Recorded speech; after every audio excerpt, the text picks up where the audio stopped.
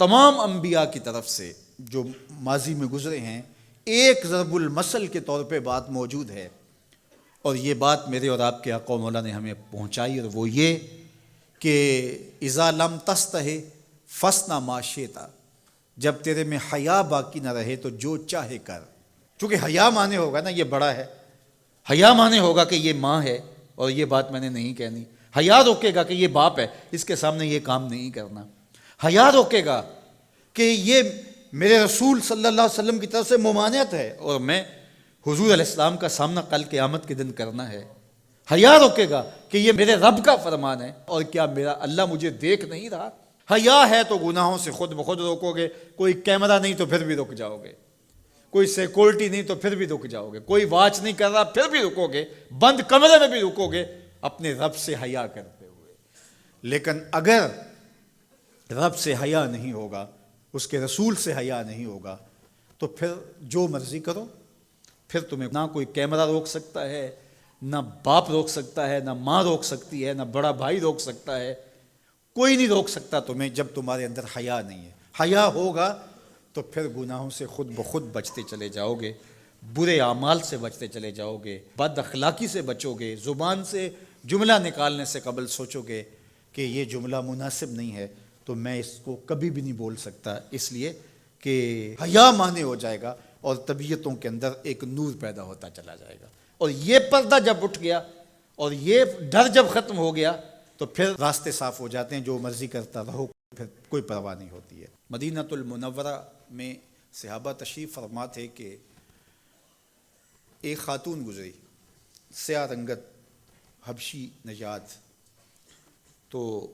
ایک صحابی فرمانے لگے اگر جنتی خاتون دیکھنی ہے تو یہ خاتون جا رہی ہے۔ تو پوچھا کہ یہ کیسے؟ کہا ایک دن یہ خاتون حضور کے پاس آئی اور اس نے کہا حضور مجھے مرگی کے دورے پڑتے ہیں تو میرے لیے دعا کر دیجئے کہ اس مرض سے مجھے نجات ملے۔ تو آقا کریم علیہ السلام نے فرمایا اگر تم کہو تو میں دعا کر دیتا ہوں اور یہ دورے تمہیں نہیں پڑیں گے، اور اگر تم ان پہ صبر کر لو تو میں تمہیں جنت کا وعدہ دیتا ہوں۔ اب تمہارے ہاتھ میں ہے، جو چاہو کر لو۔ اس خاتون نے بغیر تأمل کے کہا مجھے جنت والا وعدہ قبول ہے، دورے پڑتے رہے کوئی بات نہیں، مجھے جنت والا وعدہ قبول ہے، لیکن حضور ایک کرم میرے پہ فرمائیے، وہ یہ کہ جب مجھے دورہ پڑتا ہے تو میں گر پڑتی ہوں، تو گر جانے کی وجہ سے سطر کا خیال نہیں رہتا، ظاہر ہے بے ہوشی ہو جاتی ہے، تو میرے پہ یہ کرم فرمائیے، دعا کیجئے جب میں گروں تو اللہ میرے سطر کی حفاظت کرے۔ تو حضور نے یہ دعا کر دی۔ اب وہ گرتی تھی لیکن اس کا سطر نہیں کھلتا تھا، اللہ اکبر، تو اس کو کتنا خیال تھا اپنے پردے کا، کتنا خیال تھا اپنے سطر کا۔ یہ جمال ہے عورت کا، عورت مستور ہے، عورت کو عورت کہا جاتا ہے، مستور سطر سے ہے، یہ پردے کی چیز ہے، اور اللہ جل شانہ نے اوڑھنیاں اوڑھ کر کے رکھنے کی خواتین کو تلقین کی۔ آج جدید مفکرین تو عورت کے ساتھ مصافحہ کے راستے بھی نکال رہے ہیں۔ وہ کسی نے کہا تھا یہ عورت کی آزادی نہیں ہے، یہ عورت تک پہنچنے کے لیے مرد آزادی چاہتے ہیں۔ عورت سمجھتی ہے مجھے آزادی مل رہی ہے، یہ تجھے آزادی نہیں دی جا رہی، یہ تیری آبرو کو، تیری عزت کو، تیری ناموس کو تار تار کرنے کے لیے یہ مرد آزادی چاہ رہا ہے، یہ آوارہ لوگ آزادی چاہ رہے ہیں، تجھے کھلونا بنانا چاہتے ہیں، تو کھلونا نہیں ہے، تیرا پردہ تیری ناموس کا محافظ ہے، تیرے برقعے کی ایک ایک سلوٹ تیرے حیا کا پہرا ہے۔ آج مغرب مختلف ذرائع سے